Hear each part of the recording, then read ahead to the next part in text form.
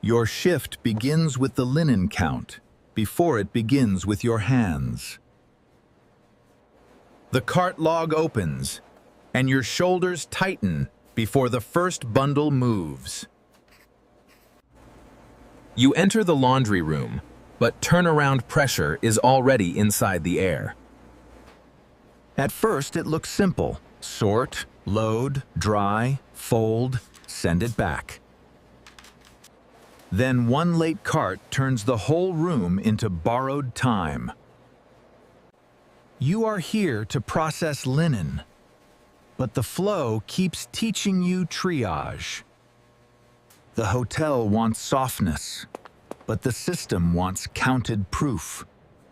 Machine light hits first, and your morning starts under production glow. You move quietly with bundles, spray, and the pressure to disappear. The board never shouts at you, which is why the control hides. One missing sheet can stain the whole shift in your mind. You start measuring carts in minutes before they become consequences. No one follows every move, yet the count still does. By now, every bundle feels half linen and half evidence. You chase stains, shortages, and whatever the log might punish. Then you check the pile again before the first count feels safe. The room needs output, but the shift also needs speed. You begin learning that laundry is also hotel readiness management. A stained towel can feel bigger than 10 clean loads. Then you see the trap. Cleanliness has to keep pace with shortage. You clear one cart quickly, but the next one is already claiming you. You finish one batch, but recount is already waiting. You open another bag, because the flow does not forgive hesitation. You move fast anyway, because the hotel does not slow for doubt. No one says hurry, but the laundry room is built like urgency. A thin linen shelf can still feel accusatory when the carts are late. You cannot control the wave, so you start correcting yourself first. Was the stain too old? The load too dense? The timing too thin? You keep your face neutral, because counts and delays are part of it. Even your judgment starts learning the rhythm of acceptable loss. You move through the shift carrying yesterday's shortage and today's rush together. The space between loads is not rest, only transition with pressure built in. A cart held for recount can feel like lost minutes and lost trust. You turn toward the next bundle, already apologizing inside your shoulders. The stain code asks for order, while the linen room gives you chaos. That is when the job splits, output on one side, salvage on the other. By now, you are not only washing linen, you are constantly translating. A failed rewash can haunt the walk back to the sort table. You start hearing performance in beeps, straps, steam, and quiet notes. And the linen count keeps teaching you that proof is part of cleaning. The ache starts in your shoulders before the cart total admits it. You lift wet bundles, twist at tables, and reach through shoulder tension. A heavy bag can turn one easy transfer into a back decision. You lift carefully, but care does not remove bad leverage. Some shifts send you from stain sorting to recount to rewash without mercy. You make your body fit machines that were never built for recovery. The carts get heavier as more linen keeps joining the same hour. The system sees clean stock, but your hands remember every edge. You keep your face calm while your lower back learns the room map. Recount waits after washing, which means after the body already pays. The laundry room does not bruise you, it organizes where the bruising lands. You become careful with pain, hiding it from coworkers and yourself. A delayed return steals time, then steals lunch, then steals patience. You drink too little because the next cart is already boarding your body. You stand by the table just long enough to call it breath. Then the next beep turns the pause back into motion. Fatigue starts sounding like wheels, drums, straps, and tired silence.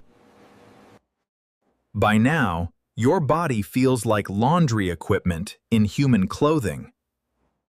The worst part is looking replaceable while you are wearing down. That is the trick. The damage arrives dressed like fresh linen. You start cutting corners on comfort before you notice it. You eat quickly, count quickly, and call it staying available. A failed rewash can poison a whole shift in your head. You stop correcting small unfairness because correction costs minutes you owe elsewhere. A supervisor glance can feel like an audit under machine light. So you become careful with posture, pace, carts, and phrasing. You learn to move through small humiliations without stopping the line. A shortage call can turn politeness into apology before noon ends. No one sees the full cycle, so blame lands where you stand. And you are usually the worker nearest the missing linen. Then a smooth run happens, and hope returns too fast. The carts line up, the count behaves, and the room accepts the flow. For one stretch, the laundry room looks manageable instead of punishing. You imagine clearing the backlog before the next shortage owns your breath. You even picture finishing before your shoulders lock for the day. A small joke from a coworker feels bigger than it should. One clean recount can make the job feel briefly honorable. Small relief starts looking like evidence the system can loosen. You tell yourself, maybe the hardest weeks are finally thinning out. Then one return card arrives, and hope becomes another unpaid task. The carts stack higher, the room gets hotter, and the log still waits. A bad return forces retracing, recounting, and proving after the fact. Production traffic thickens, and every delay feels operationally expensive. Your knees complain, and the whole shift turns meaner. The next load still needs you before the last one fully settles. By now, availability feels like another name for surrender. You keep moving because stopping would make the day impossible. The body asks for relief, but the room asks for readiness. Can you stretch one more cart into rent, gas, and groceries? You answer the only way this job rewards, by continuing. Dawn or dusk turns soft right when you are too tired. Softness becomes another thing you pass without keeping. A clean return can still feel like forgiveness from nowhere. Then you remember, one good run is not the same as safety. The small human moments are real, but they do not rewrite rules. The loophole is sad. You survive by staying useful first. You learn the system rewards output long before it respects limits. You protect the linen, but nobody equally protects your body. You protect the hotel, but the hotel keeps borrowing tomorrow. And this is the hook that stays. The count sells compliance as care. You can slow down, but bills keep the argument open. So rest becomes a service door you are too careful to use. No single cart breaks you. Repetition does the harder damage.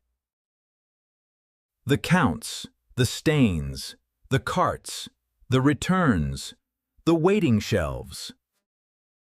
Each part looks small, which is why the burden hides. By now, you understand why this job feels public and invisible. Everyone sees the linen arrive, but not the arithmetic behind it.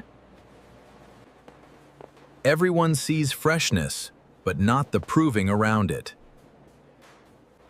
Even kindness cannot remove the fact that you absorb the slack. You carry shortage, dignity, exhaustion, and blame between carts all morning. Some days you call it laundry, because that sounds manageable enough. Other days you call it what it is, managed exhaustion behind clean fabric. Still, you clock back in, because necessity can imitate loyalty. The system does not need your pride, only your continued compliance. And compliance gets blurry when survival arrives one cart at a time. You were promised service, but the count learned your body first. By the end, the laundry room feels less like work than a timer. Tomorrow starts with another count and the same quiet bargain.